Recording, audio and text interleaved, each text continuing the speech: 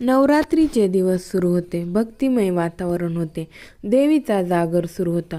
तू ग दुर्गा, तू भवानी, संसाराची गजननी, सारी माया तुझी अंबे कृपा करी, अशी गाणी लावून देवीचा उत्सव सुरू होता.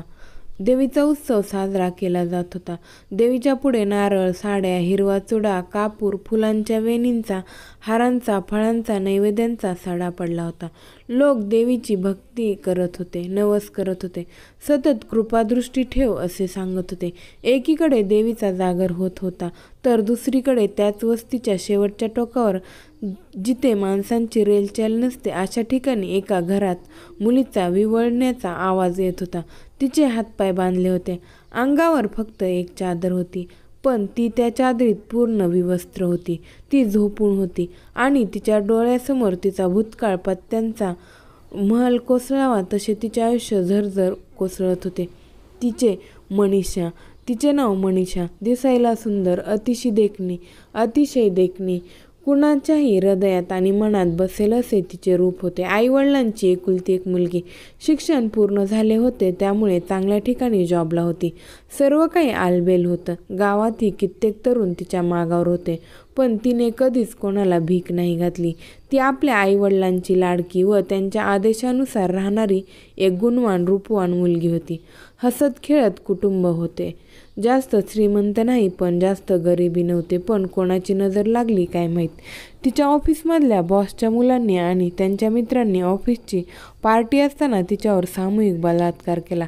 ही गोष्ट तिने बॉसलाही सांगितली, पण वडील असल्यामुळं त्यांनी तिला जॉबवरून काढले. तसे तिचे चारित्र्य वाईट आहे असे ऑफिसमधल्या सर्वांना सांगितले. तिने आपल्या घरात ही गोष्ट आईवडिलांना सांगितली व आपण पोलीस कंप्लेंट करू असे सांगितले. पण बदनामीच्या भीतीने आणि तिच्या भावी आयुष्यासाठी त्यांनी तिला कंप्लेंट करू नाही दिली. कारण ते मोठे लोक होते, ते सुटतील, पण आपली खूप बदनामी होईल असे आईवडिलांनी तिला समजावले. बिचारीने झालेला सर्व अन्याय मुकाट सहन केला होता. एकटी राहत होती. ना कोणात मिक्स होत होती, ना कोणाशी जास्त बोलत होती.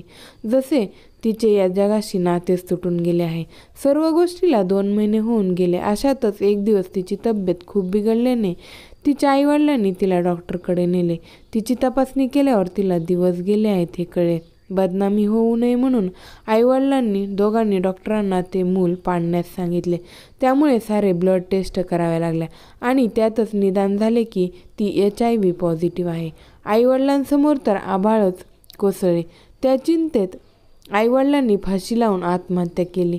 आता ती पूर्ण एकटी झाली होती. येता जाता लोक तिला टोमणा देत होते. कुठेतरी काळतोंड केले असेल म्हणून आईवडिलांनी आत्महत्या केली. करंट्या नशिबाची. आईवडिलांना खाऊन बसली असे कित्येक आरोप तिच्यावर लागत होते. सर्वता एकटी पडली होती. अशातच 2 दिवस अगोदर पाटलांच्या मुलाने व त्याच्या मित्रांनी तिला जबरदस्तीने उचलून आणले होते. ती खूप सांगायचा प्रयत्न करत होती, पण ती ओरडू नये म्हणून तोंड बांधल्यामुळे ती काही बोलू शकत नव्हती. ते नराधम मात्र तिच्या शरीराचा लचका तोडत होते, आपली वासना भागवत होते. तिच्यातील माणुसकी जागी होती म्हणून ती सांगण्याचा प्रयत्न करत होती, पण त्यांच्या वासनेच्या पुढे त्यांना तिची माणुसकी दिसत नव्हती. एक करून आलटून पालटून तिच्यावर बलात्कार करत होते. राक्षसासारखे तिच्या शरीराचा प्रत्येक अवयव चुरगाळून टाकत होते.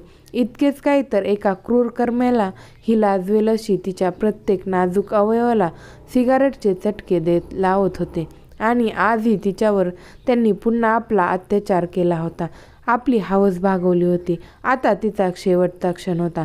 नराधम परत आले. त्यांनी तिच्यावर पुन्हा अत्याचार करण्यास सुरुवात केली.